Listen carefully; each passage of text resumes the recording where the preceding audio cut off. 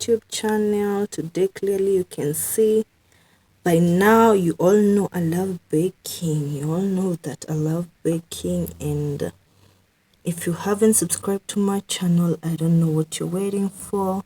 This is basically showing you the ingredients that I'm going to use today, and that is what I'm about to do. I'm going to bake actually an orange cake for Christmas is here. If you haven't subscribed to my channel, please subscribe to my channel, and if you're a returning subscriber, thank you very much. Continue supporting me. And I'm going to do an orange cake today. I have my 6 eggs actually for making the aeration being very well. 𝐴𝐵 kg, this is actually 250 grams of flour, and basically you can see a sieve there. Reason being, I'm using a sieve for aeration of the flour. Anytime you use a flour, sometimes you find that you have skids in actual flour, because you haven't sieved the flour for aeration for the cake. You see, sometimes you find the cake is looking somehow funny. It's because you haven't aerated your cake or your flour, and the good thing to do with it is using just a normal flour to sieve the flour. So I did that prior, before I came online. And this is actually my homemade syrup for, it's just another homemade syrup for my chocolate, because I'm going to have a flavor of chocolate.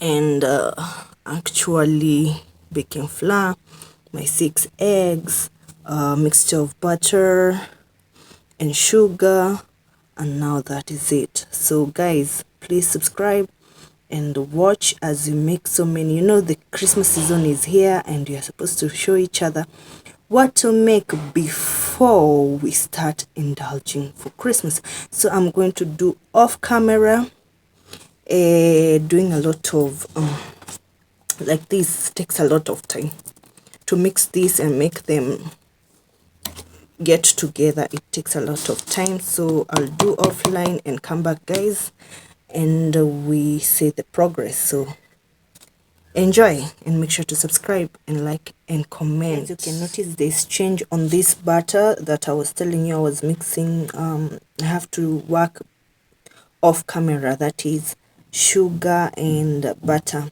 mixing them to become a thick butter. You see how it is. It's supposed to be having consistency, and you do it as much as you can using either a fork for good air, or even actually, you see, for that aeration when you're whisking, or a whisker spoon, or basically you get what I'm trying to say. You have to mix the sugar till the actual particles to blend in with the butter and have this consistency that is looking like more of deep butter.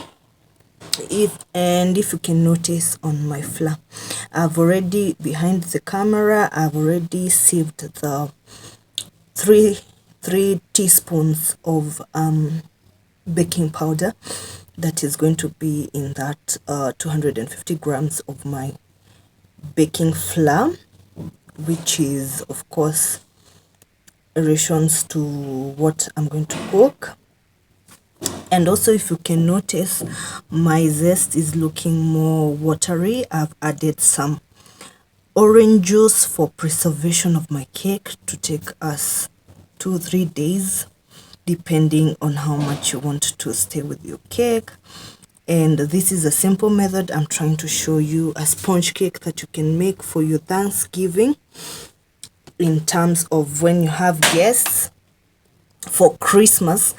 By now you all know I love cooking, and particularly baking, and as you're doing your preparations, I would advise you can be preparing your oven and preheat it for maybe 180 degrees Celsius. And if you're using a Jiko, you make sure your charcoal is actually red hot to prepare the warmth of the Jiko to be in advance getting warm.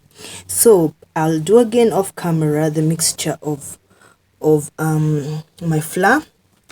These eggs I'm going to add on this batter so that I can later on add on this mixture. And when I'm done using this mixture, I can use either a wooden spoon or stir a fork, but I would prefer wooden spoon to make sure all the mixture is mixed.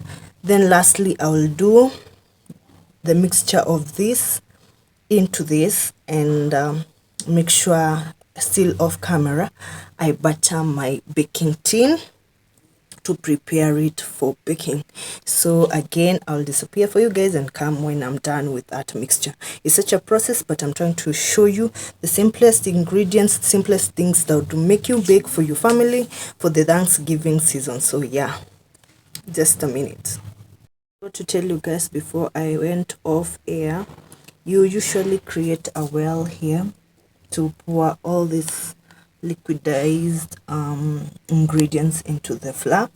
And again, when you're beating your eggs, make sure to beat outside of the actual mixture so that it doesn't, you don't beat a bad egg inside your recipe. So I'm going to put all these ingredients here and use my wooden spoon to actually make the mixture, and then I come back with the end results of the actual product that I'm supposed to bake.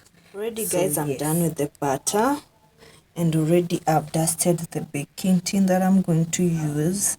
It's just a normal sufuria because the cake is not that big, and you dust it very well and make sure that everywhere, especially if you don't have the baking papers, you need to dust your actual baking tin with margarine or butter and a little bit of flour, so that when you put this solution, or you put this baking butter in that baking tin, it doesn't stick on the ground. So actually I'll bake this for 45 minutes or almost 1 hour, because of course I'm using 𝐷𝐿 I don't have an oven, and I will actually bake it for 45 minutes and later on come and show you how it looks like when it's already done and it's already baked.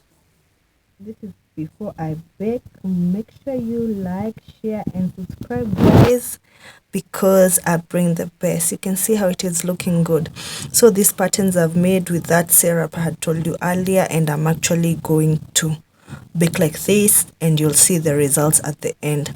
So till next time, God bless you guys. Make sure to like, share, comment and bake for your loved one for the Thanksgiving and Christmas season. Simple cakes and simple things, and God bless you guys. Till next time.